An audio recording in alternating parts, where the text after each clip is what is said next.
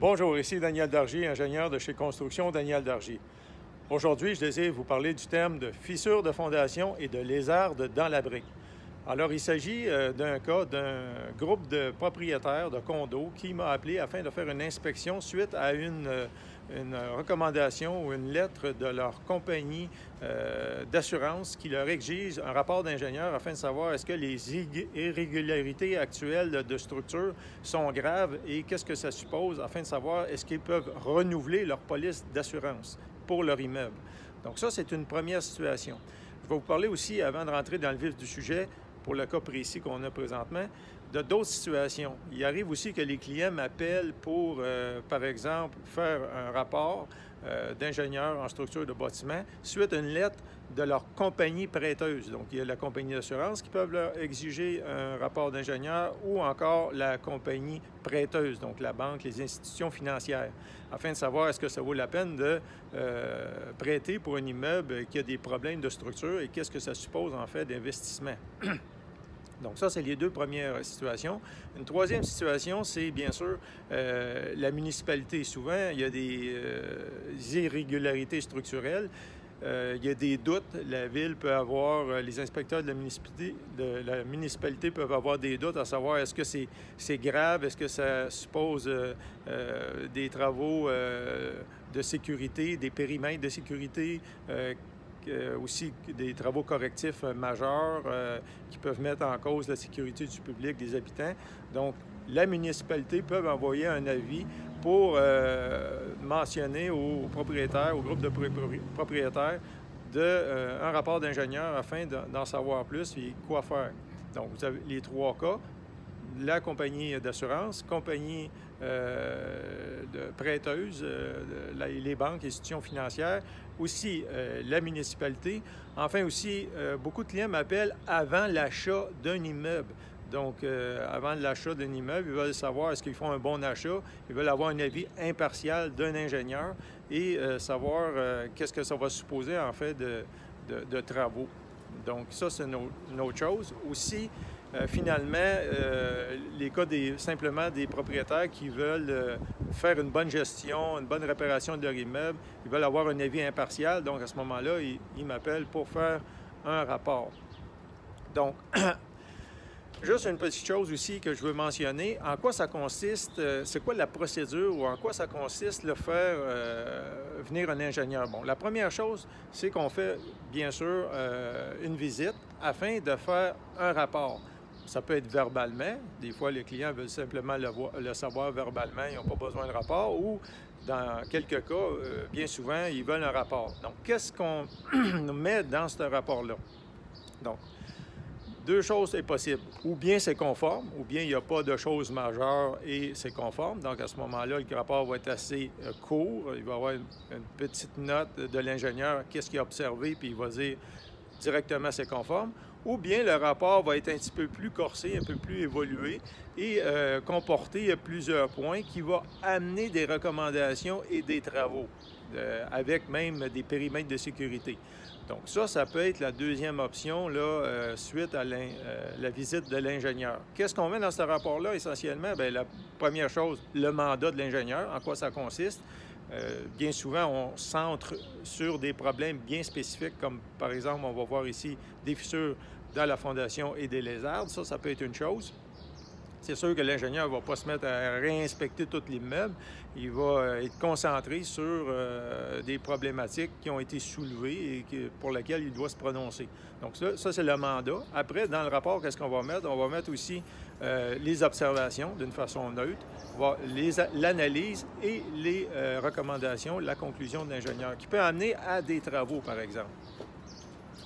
Donc, une fois que ce rapport-là a été conclu, a été rédigé, donc vers quoi qu'on s'en va? On s'en va peut-être vers des travaux correctifs. Donc, en ce moment-là,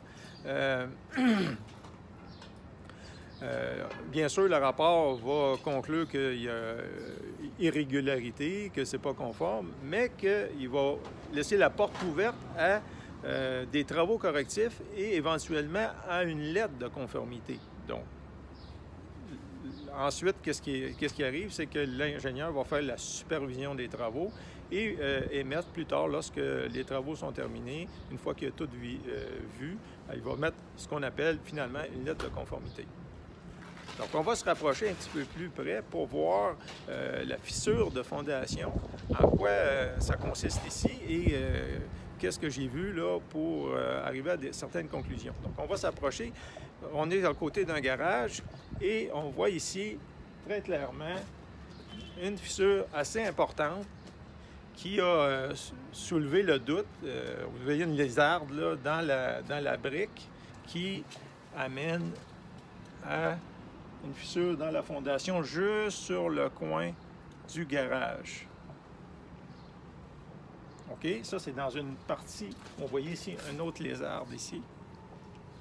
Donc, il faut bien pondérer les décisions. Il ne faut pas non plus paniquer pour rien. Là, c'est sûr qu'il y a des problèmes ici de structure, mais il faut voir dans quel contexte et où ça se situe. Donc, on voit ici là, que la fissure est localisée ici. Si on regarde le reste de l'immeuble, en avant, en arrière, j'ai fait le tour. Il n'y a pas de fissure dans les autres coins. Et on va regarder sur les côtés. On va me diriger sur le côté ici. Là. Vous voyez, il y a un terrain vacant. Donc, je vais me diriger de l'autre côté pour mieux voir. Donc, sur ce point de vue-là, on voit un peu mieux ici le terrain vacant qui est adjacent au mur qui comporte une fissure. Donc, on va se rapprocher un petit peu plus pour mieux voir.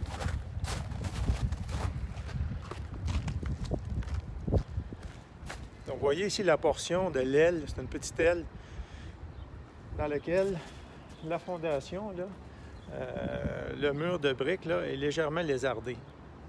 Puis ici, on voit des travaux ici là, de renforcement de murs de béton qui ont été faits dans le passé.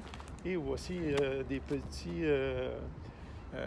comme vous voyez ici au bout, là, comme des pieux là, pour soutenir un mur. Donc moi, j'arrive ici dans la situation devant le fait accompli. Donc,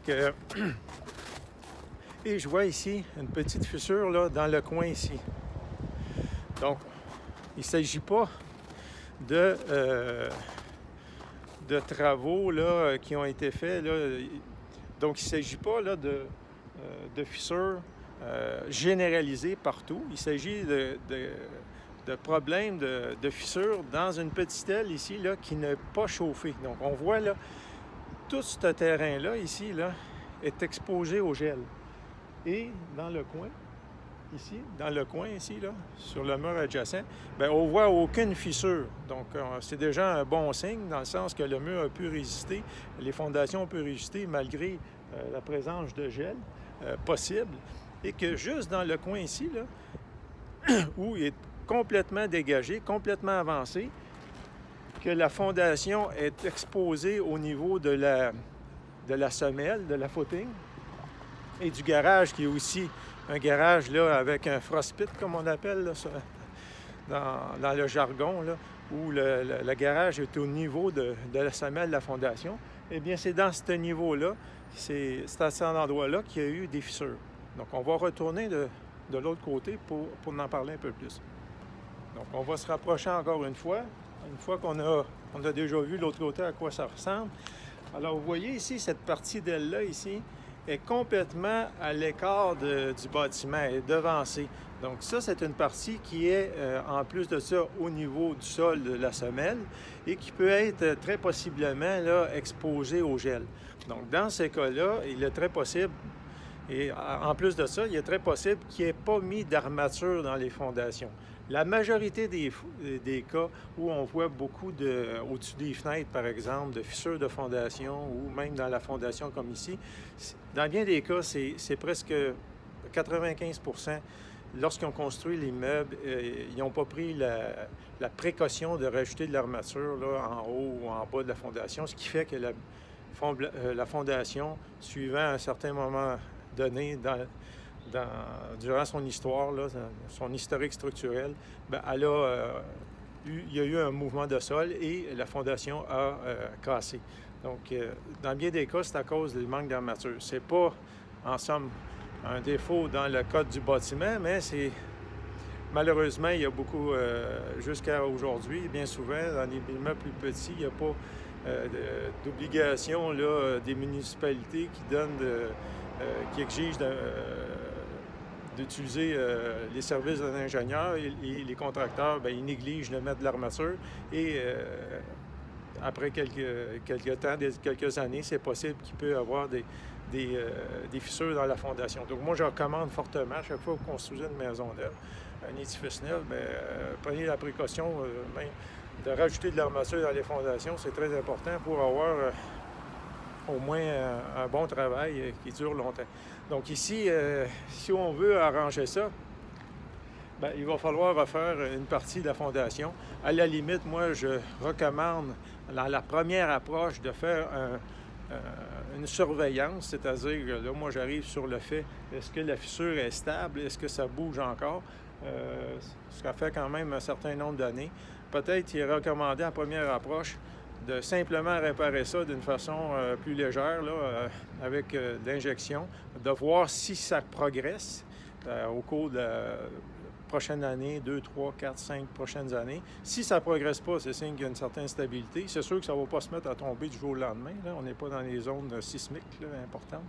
Donc, je pense que c'est la première chose. Puis si on voit qu'il y a une dégénérescence puis que ça progresse, bien, à ce moment-là, on passe à des travaux plus importants, comme par exemple refaire une partie de la fondation avec de l'armature et éventuellement, si on veut pousser un petit peu plus loin, mettre des pieux et stabilité là, avec des ancrages et tout ça. Donc, ça a été ma présentation pour des fissures de fondation et des lézards dans la brique. N'hésitez pas à me contacter. Je suis Daniel Dargy, ingénieur chez Construction Daniel Dargy. Vous pouvez voir plusieurs de ces vidéos-là sur le site web ingénieurstructurebâtiment.com et bien sûr en cherchant sur Facebook de Construction Daniel Dargy, également sur YouTube en faisant Daniel Dargy, ingénieur. Merci, à la prochaine.